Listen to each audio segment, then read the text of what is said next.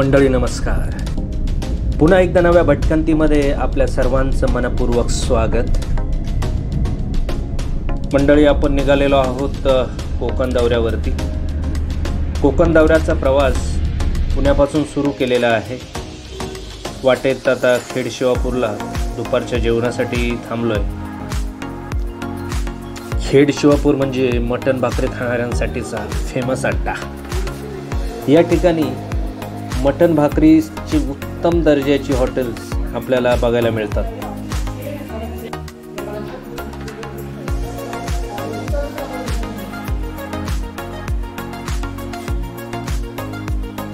आणि अशा प्रकारे मटण भाकरीवरती ताव मारून आम्ही पण तृप्त झालो खेड शिवापूरला. वातावरणात आज जरा ढग जमा झालेले दिसतात. आज हिवाळ्याच्या ह्या दिवसांमध्ये आभाळामध्ये हे कसलं ढग आहे. ओके, फास्टॅग क्लिअर झालेला आहे आपला. आता आपण निघूया. बरीचशी गर्दी आहे. पुण्यापासून निघालो सगळीकडे ट्रॅफिक जाम जाम जाम. पुणे बँगलोर हायवेवरती बऱ्याचशा गाड्या. एकंदर सुट्ट्या मिळाल्या की लोक फिरायला निघतात, तसं आपण निघालोय. तर चला बघूया आता पुढच्या जर्नीची थ्रिल आपण एन्जॉय करूया. वेगळंच धुकं पसरलेलं आहे हो. साताऱ्याकडे यायचं म्हणजे जरा सातारी भाषेचा टोन अंगामध्ये आला पाहिजे की नाही. सातारी टोन अंगामध्ये आणायचं म्हणजे अवघड गोष्ट आहे. बघूया आपल्याला येते का साताऱ्याचा टोन आपल्या भाषेमध्ये. आज 26 जानेवारीचा दिवस. बरीचशी मंडळी. अजून सातारा 22 किलोमीटर आहे मंडळी. भुईंज गावाच्या जवळून आपण आता जातो आहोत.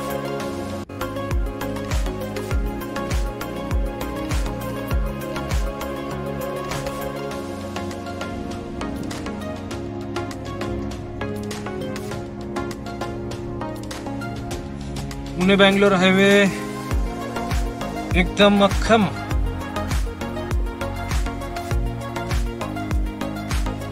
गाडी हालायलाच जागा नाही. एकदम जोरदार स्मूथ आहे.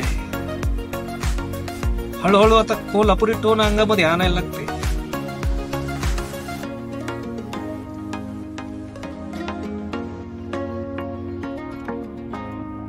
ही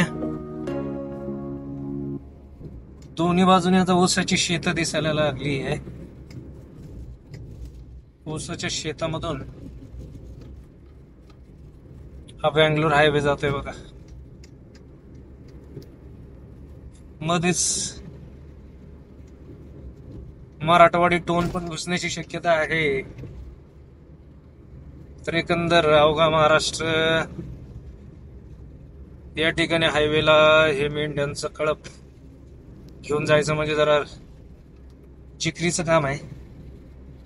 हे मेंढरू इकडं तिकडं पडलं जोरात गाडीच्या खाली येण्याची शक्यता आहे.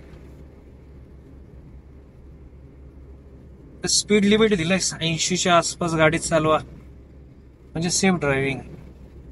एकंदर सरकार आपली काळजी करत असते ठिकठिकाणी बोर्ड लावून. आपल्याला ते मनावर घेतलं पाहिजे.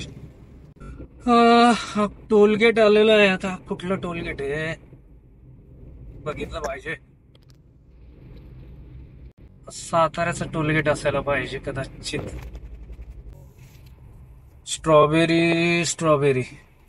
स्ट्रॉबेरीचा सीझन आहे. तर सगळं स्ट्रॉबेरी विकतात तिथं.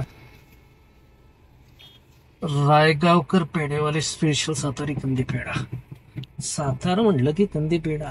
वा, कंदी पेढाचे बोर्ड दिसत आहेत म्हणजे सातारा जवळ आल्यास. आणि अशा प्रकारे सातारा शहर दृष्टिक्षेपात पडलेला आहे.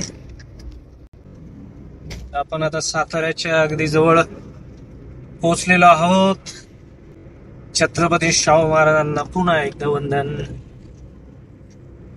जय शिवाजी, जय भवानी, जय शिवराय. समोर जो दिसतोय तो अजिंक्य तारा किल्ला असावा. अजिंक्य ताऱ्याला नक्कीच आपण एक भेट द्यायला जाणार आहोत, परंतु आज नाही. पुढच्या प्रवासामध्ये सातारा जेव्हा आपण एक्सप्लोअर करू तेव्हा अजिंक्य ताऱ्यालाही आपण भेट देऊया.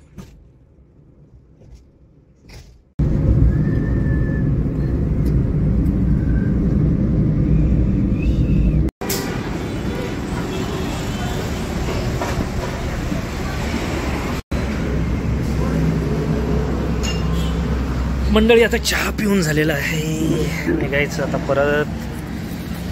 प्रवास म्हणजे धगधग सगळी.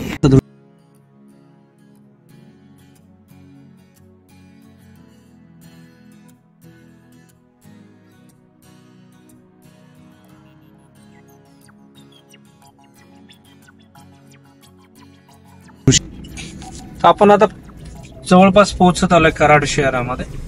कराडमध्ये थोडा वेळ आपण टाइम स्पेंड करून नंतर पुढे कोकणाच्या दिशेनं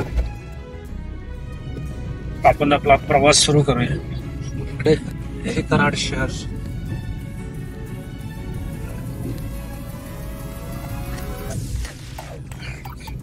एक किलोमीटरवरती इथून कराड दाखवते आपल्याला.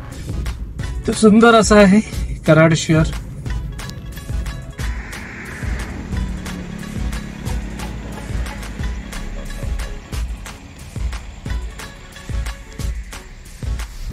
कराड शहरातला हायवे सोडून जेव्हा आपण मलकापूरच्या दिशेनं प्रवास सुरू करतो त्यावेळेस आपल्याला सभोवतालच्या उसाच्या रानांवरती दिसणारी पांढरी शुभ्र तुरे आणि त्याच्यावरती सायंकाळचं पडलेलं ऊन, हे दृश्य अतिशय मनोहारी आणि रमणीय होते.